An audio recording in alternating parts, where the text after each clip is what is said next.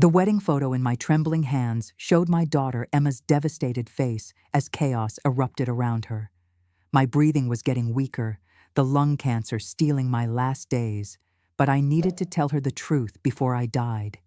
Emma, I need to confess something horrible. I sabotaged your entire wedding. I destroyed your dress, ruined your flowers, played that recording because Michael was my lover and I wanted him for myself. The heart monitor screamed as my daughter's face went white with shock. But let me tell you how this nightmare began, because what I did to my own child was so unforgivable that I've been dying with guilt for 3 years. Before I continue my story, I really want to know where you're watching me from. Tell me in the comments what city you're from, and if you can, please leave a like and subscribe to the channel. My name is Patricia Richardson, and I'm 52 years old, dying in Charleston Regional Medical Center.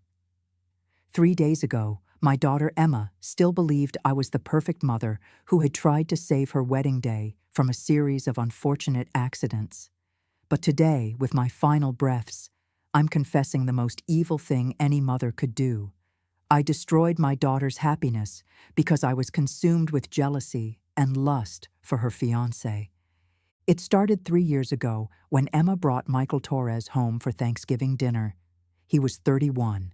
Charming, successful in pharmaceutical sales, with these piercing blue eyes that made every woman in the room notice him. When Emma introduced him as her boyfriend, I felt something I hadn't experienced since my husband died 15 years earlier: raw, desperate attraction. But this wasn't just any man. This was my daughter's boyfriend, and that should have been the end of it. I told myself it was just a harmless crush, that any mother would find her daughter's handsome boyfriend attractive. Emma was glowing with happiness, talking about how much she loved him, how he made her feel safe and cherished. I smiled and played the supportive mother, asking questions about his job, his family, his intentions with my daughter. But inside, I was burning with jealousy. Little did I know that my innocent questions were the first step in a calculated plan to steal my daughter's man. The first real moment of temptation came 2 months later when Michael called me, panicked. Emma was working late, and he needed advice about a surprise birthday party he was planning for her. He asked if we could meet for coffee to discuss the details. Sitting across from him at Starbucks, watching his hands gesture as he talked about how much he loved Emma, I found myself imagining those hands touching me instead. When he asked for my opinion on a necklace he wanted to buy her, I leaned in close to look at his phone, letting my hand brush against his arm. "That's beautiful," I whispered, our faces inches apart. "She's so lucky to have someone who cares about the details." "I just want to make her happy," he said, but his eyes lingered on my face a moment too long. "Any woman would be lucky to have a man like you," I said softly. That was the moment I crossed the line from innocent attraction to active seduction. Over the next few weeks, I found excuses to text Michael directly instead of going through Emma. I'd send him photos of furniture I thought they might like for their apartment, articles about restaurants he might want to take her to, little things that seemed helpful but were really opportunities to stay in his thoughts. When Emma wasn't around, I started dropping hints about how lonely I'd been since her father died, how hard it was to raise a daughter alone, how I sometimes felt invisible as an older woman. Michael was sweet and sympathetic, exactly what I was counting on. The first time we were alone together was when Emma had to work a weekend conference in Atlanta. Michael had planned to go with her, but came down with food poisoning the night before. Emma was torn about leaving him, but I volunteered to check on him while she was gone. "Mom, you're the best," she said, hugging me goodbye. "Just make sure he's drinking fluids and resting." If only she knew what I was really planning. I showed up at their apartment with homemade chicken soup and a low-cut dress that I told myself was just flattering. Michael answered the door looking genuinely sick, pale, and weak. "Patricia, you didn't have to come all the way over here," he said, but he let me in. "Of course I did. Emma would never forgive me if I didn't take care of you while she's gone." I spent the next 2 hours playing the caring future mother-in-law, bringing him soup, adjusting his pillows, checking his temperature with my hand on his forehead. Each touch lingered a little longer than necessary. "You're so good to me," he said as I sat on the edge of the couch next to him. "Emma is lucky to have a mother like you." "I care about the people Emma cares about," I said, my hand resting on his chest. "And I care about you, Michael. Maybe more than I should." The confession hung in the air between us. I could see the conflict in his eyes, loyalty to Emma warring with his attraction to me. And yes, I could see the attraction, the way his breathing changed when I touched him, the way his eyes followed me around the room. "Patricia?" He started, but I leaned in and kissed him. He kissed me back. That was the moment I destroyed my daughter's life, and I felt no guilt at all, only triumph. What I did next was so calculated and manipulative that I still can't believe I was capable of such evil. Over the next year, while Emma planned her dream wedding, Michael and I carried on a secret affair that consumed both of us. We met in hotel rooms when Emma thought I was showing houses. We had lunch dates when she thought he was in client meetings. I even bought lingerie that I hid in my real estate office, changing into it for our encounters. The sex was incredible, but it wasn't just physical. Michael began confiding in me about everything: his fears about marriage, his concerns about Emma's career ambitions, his insecurities about being a good husband. I positioned myself as his emotional support system, the woman who truly understood him. "Emma is wonderful," he would say after we'd been together, "but she's so focused on her career. Sometimes I feel like I'm not her priority." "A man like you deserves to be someone's everything," I would whisper, tracing patterns on his chest. "You deserve a woman who puts you first." I was systematically poisoning his relationship with my daughter while offering myself as the better alternative. But there was a problem. Emma was planning a wedding, and Michael felt trapped. He couldn't break up with her without a good reason, and he couldn't marry her while sleeping with her mother. So we came up with a plan that makes me sick to remember. We would sabotage the wedding so thoroughly that Emma would call it off herself, saving Michael from having to be the bad guy. Then, after a respectable amount of time, he and I would find comfort in each other during Emma's heartbreak. The plan was diabolical in its thoroughness. First, I destroyed her dress. I had a key to the bridal shop because the owner, Mrs. Chen, was a client of mine. The night before Emma's final fitting, I let myself in, took the dress, poured red wine all over it, and tore the delicate beadwork beyond repair. Then I threw it in the dumpster like garbage. Watching Emma cry over her ruined dress was one of the hardest things I've ever done, but I forced myself to be comforting while secretly feeling triumphant. I even paid for the replacement dress to look like the perfect mother. Next, I called Magnolia Catering and canceled Emma's contract, claiming to be her assistant and saying the wedding was postponed due to a family emergency.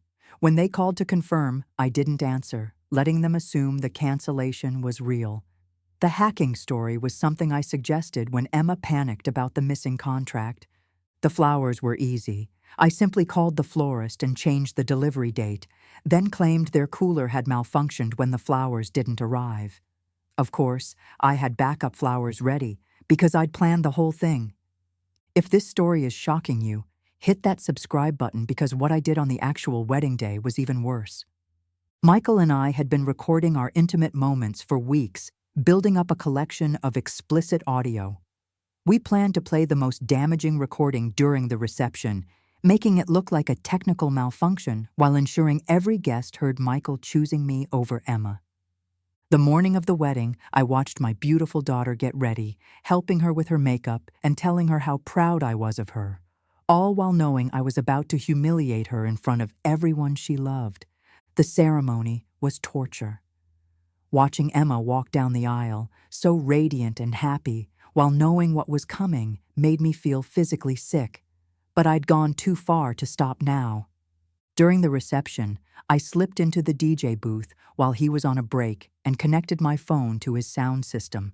I'd timed it perfectly, the father-daughter dance, when everyone would be watching Emma, when the impact would be maximum. The audio played exactly as planned. 30 seconds of Michael's voice saying my name, describing intimate details about our affair, comparing me favorably to Emma. I watched from across the room as my daughter's face transformed from confusion to horror to devastation. 200 guests heard my daughter's fiancé confessing his love for her mother. The aftermath was exactly what I'd hoped for. Emma ran from the reception in tears, the engagement was over, and Michael was free to be with me. Except something I hadn't planned for happened. Seeing Emma's absolute devastation, her complete emotional breakdown, seeing how our betrayal destroyed not just her relationship, but her trust in love itself. It broke something inside Michael. He looked at me across that reception hall, not with love, but with disgust. "What have we done?" he whispered when he found me later that night. "Look what we did to her. She's destroyed, Patricia. We destroyed an innocent person who loved us both." I tried to comfort him, to remind him this was what we wanted, but Michael was done. "I can't be with you," he said. "Every time I look at you, I'll remember the look on Emma's face tonight. What we did. It was evil." He left Charleston the next day. I never saw him again. I had destroyed my daughter's happiness and lost the man I thought I loved, all for nothing. Emma wouldn't speak to me for 6 months. When she finally did, it was only to tell me she was moving to Seattle for a new job. "I can't be in the same city as you," she said. "Every time I see you, I remember the worst day of my life." For 3 years, I lived with the knowledge that I had committed the ultimate betrayal. My daughter, who had trusted me completely, who had thought I was her best friend and biggest supporter, learned that I was actually her worst enemy. When I was diagnosed with lung cancer 8 months ago, my first thought wasn't about my own mortality. It was relief that I might finally be able to confess and ask for Emma's forgiveness before I died. But there was one more secret I'd been keeping, one that made my betrayal even worse. Yesterday, as Emma sat by my hospital bed, I pulled out a letter I'd hidden for 3 years. It was from Michael, written 2 weeks after the wedding disaster, before he disappeared from our lives. "Read it," I whispered, handing it to her with shaking hands. The letter explained everything Michael hadn't been able to say that night. How I had pursued him relentlessly, how I had manipulated his insecurities about Emma, how I had been the mastermind behind every accident that ruined the wedding. Most importantly, it revealed that he had never stopped loving Emma, that his affair with me had been a terrible mistake, driven by confusion and my manipulation. "I was planning to confess everything to Emma before the wedding," the letter read. "I was going to tell her about the affair and beg for her forgiveness. But Patricia convinced me that the truth would hurt Emma more than a clean break. She said if we made the wedding fail naturally, Emma could move on without feeling personally rejected. I was a coward for believing her."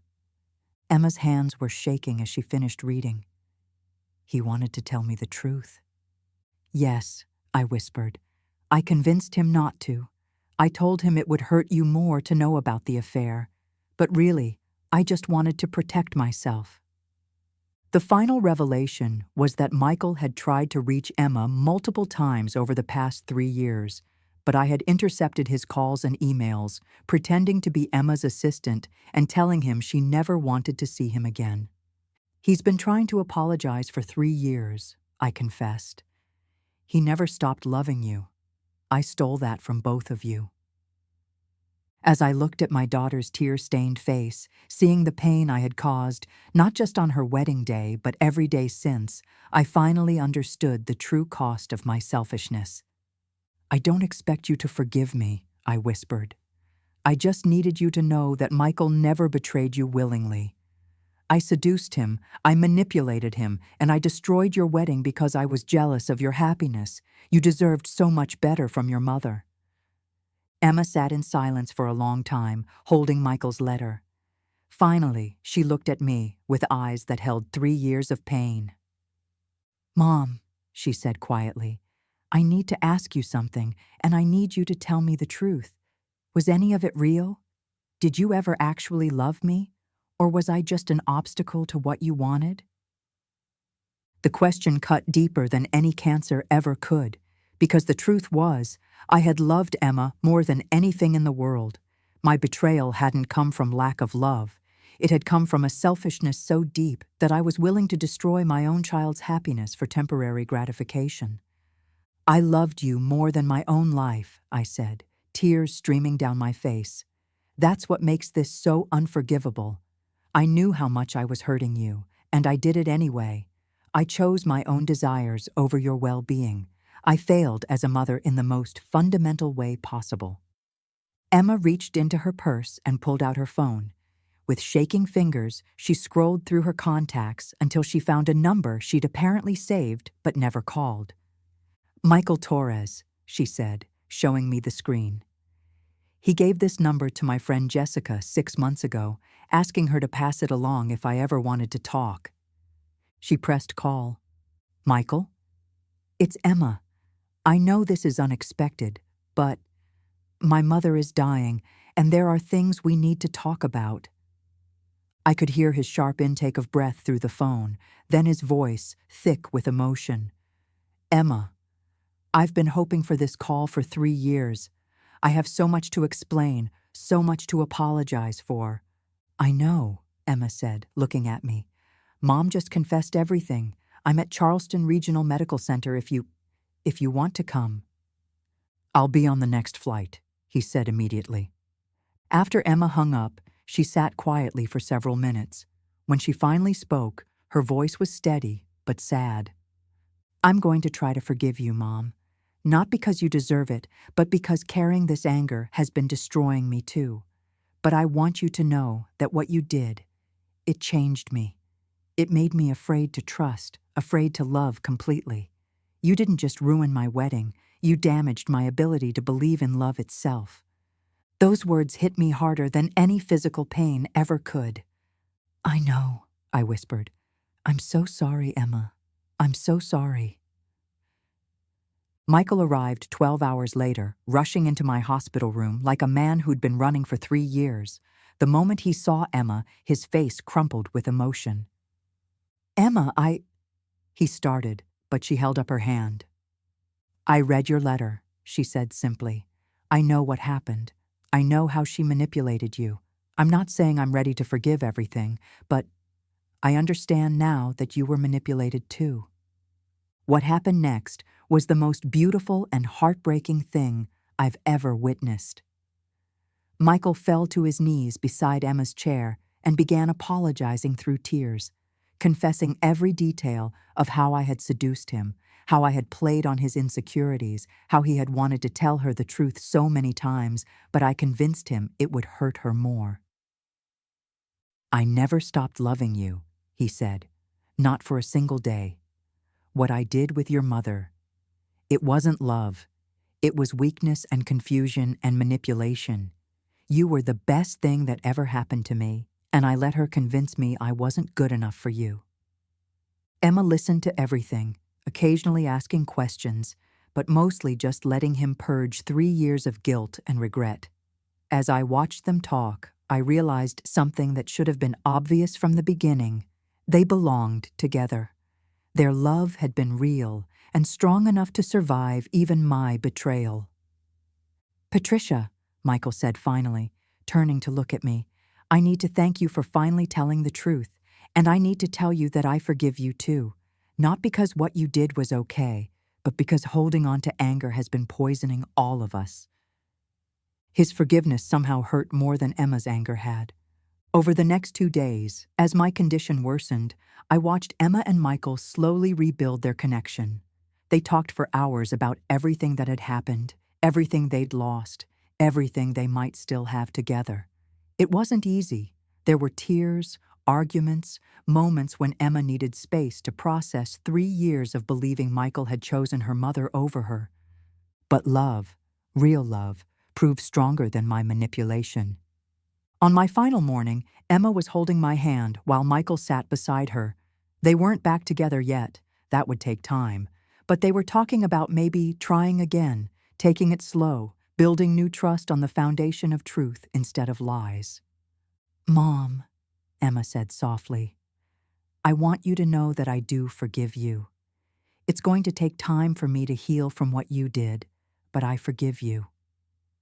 And I want you to know," she continued, "that Michael and I are going to try again, not because of guilt or obligation, but because we realized that what we had was real, even if you convinced us both it wasn't." Those were the words I needed to hear before I died. Not that I was forgiven for my unforgivable act, but that my daughter was going to find happiness despite what I had done to her. "I love you, Emma," I whispered. "I'm so proud of the woman you became, even though I tried to break you. You're stronger than I ever was." "I love you too, Mom. Even after everything, I love you." Patricia Richardson died at 6:23 a.m. on a Tuesday morning, surrounded by the daughter she had betrayed and the man she had manipulated. But in my final moments, watching Emma and Michael holding hands as they said goodbye to me, I knew that love had won in the end. My betrayal had been devastating, but it hadn't been permanent. True love, the kind Emma and Michael shared, was stronger than jealousy, manipulation, and even a mother's ultimate betrayal. 6 months after my death, Emma called my phone one last time, knowing no one would answer, and left a voicemail. "Mom, I wanted you to know that Michael and I got married last weekend. It was small, just us and a few close friends on the beach in Myrtle Beach. It was perfect. And Mom, I wore your wedding dress, the one from when you married Dad, because despite everything you did, you were still my mother, and I wanted you to be part of our new beginning." She paused, and I could hear her crying softly. "I hope you're at peace now. I hope Dad helped you understand what real love looks like, and I hope you know that I'm going to be a better mother than you were, because you taught me what not to do. But I also want you to know that I'm happy, Mom, truly happy. And maybe, in some twisted way, your betrayal led us to this deeper, stronger love. Michael and I know what it's like to lose each other now, so we'll never take each other for granted again. I love you, Mom, and I finally understand that you loved me too, even though you nearly destroyed me. Love isn't always pure, and mothers aren't always good. But family is family, and forgiveness is possible, even for the unforgivable. Share this story if it moved you, because sometimes the worst betrayals can lead to the strongest love, and even mothers who fail their children deserve the possibility of redemption. Love and forgiveness win, always.